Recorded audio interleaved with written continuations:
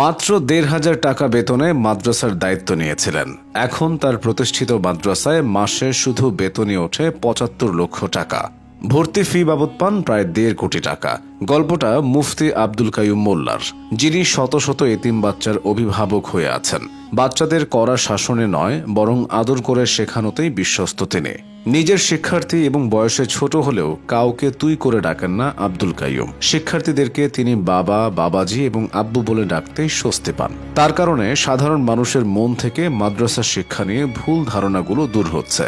বাংলাদেশের নাম উজ্জ্বল করা বিশ্বজয়ী হাফেজ আবু রায়হান তারই ছাত্র। আবু রায়হানের নামে একটি মাদ্রাসাও গড়ে তুলেছেন মুফতি আব্দুল কাইয়ুম। মাদ্রাসাটির নাম আবু রায়হান ইন্টারন্যাশনাল মাদ্রাসা। এটি নারায়ণগঞ্জের সানারপাড় বাস স্ট্যান্ডের কাছে অবস্থিত। স্বনামধন্য এ মাদ্রাসার পাশাপাশি নারায়ণগঞ্জে আরও একটি মাদ্রাসা পরিচালনা করেন মুফতি আব্দুল কাইয়ুম মোল্লা। এছাড়া তিনি প্রায় ১.৫ শতাধিক এতিমকে লালন পালনের দায়িত্ব সামলে যাচ্ছেন। অন্য কারো অনুদানে নয়, এই বিশাল কর্মযজ্ঞ পরিচালনা করছেন নিজের কষ্টে অর্জিত টাকা দিয়েই। আব্দুল কাইয়ুম মোল্লা গোপালগঞ্জ জেলার কৃতি সন্তান। তিনি ১৯৮৫ সালে গোপালগঞ্জ সদরের মাঝিগাতি গ্রামে জন্মগ্রহণ করেন। আব্দুল কাইয়ুমের প্রাথমিক পড়াশোনা শুরু হয় পাশের গ্রামের ভবানীপুর মাদ্রাসায়। এরপর তিনি গোপালগঞ্জ থানার বেন্নাবাড়ি মাদ্রাসায় নুরানি এবং নাজেরা শেষ করেন। একটা সময় আব্দুল কাইয়ুম ঢাকায় চলে আসেন। রাজধানীতে এসে মিরপুর ১৪ নম্বরের জামিউল উলুম মাদ্রাসায় ভর্তি হন। এই মাদ্রাসায় ২০০৩ সাল থেকে ২০০৫ সাল পর্যন্ত দাওরা এবং ইফতার শেষ করেন। ২০০৫ সালেই শুরু হয় তার কর্মজীবন। মাদ্রাসার শিক্ষক হিসেবে কর্মজীবন শুরু করেছিলেন মাত্র ১৫০০ টাকা বেতনে।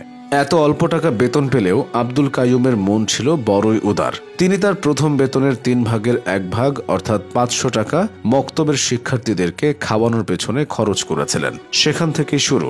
মুফতি আব্দুল কাইয়ুম মোল্লার এই উদারতার পরিধি আজও কমেনি, বরং শুধুই বেড়েছে।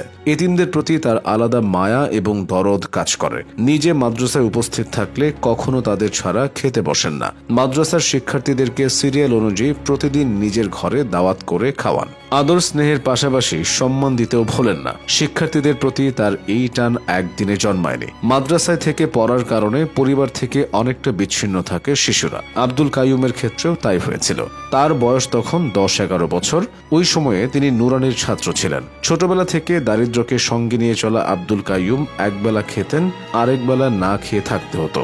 একবার একজন ওস্তাদ তার সামনে দাঁড়িয়ে আপেল খাচ্ছিলেন। দৃশ্যটি দেখে আব্দুল কাইয়ুমের আপেল খাওয়ার বেশ ইচ্ছা জাগে, কিন্তু সেই হুজুর তাকে আপেল খাওয়ার জন্য কোনো অনুরোধ করেননি, বরং নিজেই পুরো আপেলটি খেয়ে নেন। এত বছর হয়ে গেলেও ঘটনাটি ভোলেননি আব্দুল কাইয়ুম। তিনি মনে করেন একজন আদর্শিক শিক্ষক হতে গেলে ছাত্রকে বোঝার ক্ষমতা থাকতে হবে। তাই সমস্ত মানবিক গুণাবলী শিক্ষার্থীদেরকে বাস্তবে বুঝিয়ে দেন মুফতি আব্দুল কাইয়ুম। আব্দুল কাইয়ুম নিজ উদ্যোগে প্রতিষ্ঠা করেছিলেন বল্লভী আল ইসরা একাডেমি। এটি নারায়ণগঞ্জের ২৫০০-এ অবস্থিত। এই মাদ্রাসায় পড়াশোনা করেছেন বিশ্বজয়ী হাফেজ আবু রায়হান।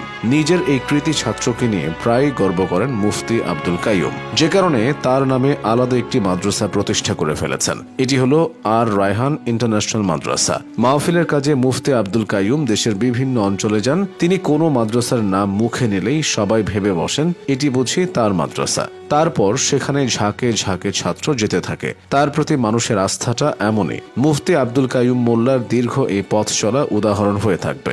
মাদ্রাসা শিক্ষা নিয়ে প্রচলিত সমস্ত ভুল ধারণা তিনি ভেঙে দিতে পেরেছেন।